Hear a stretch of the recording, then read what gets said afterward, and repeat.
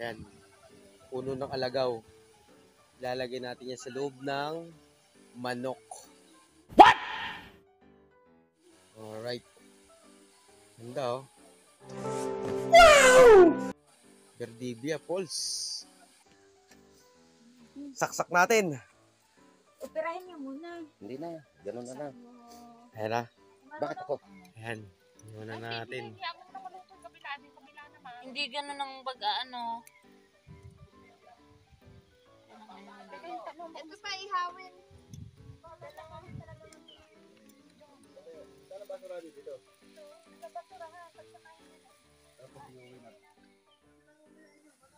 Napakaganda ng falls ng Verdivia, no?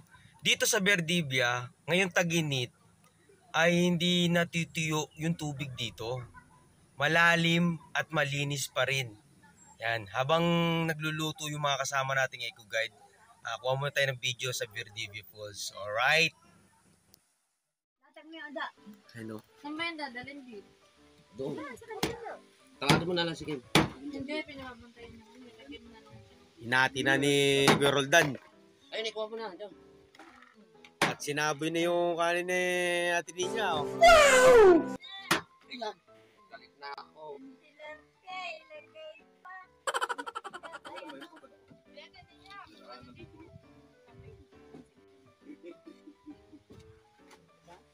Yun no? Oo.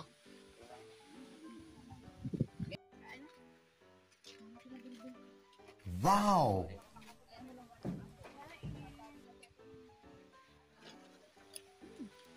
Bawal na mag-ketchup sa mga isda. Kaya dito pala isda. Dito pala ketchup. May ketchup pala. Galing. Pakilagyan niya yung mais. Sarap. Alam niyo, yung mais wala. Huwag mo lagyan lahat ng ketchup at ako hindi nakain ng may ketchup. Kumain ka na. Masanay ka na ngayon. Eh, meron ka naman.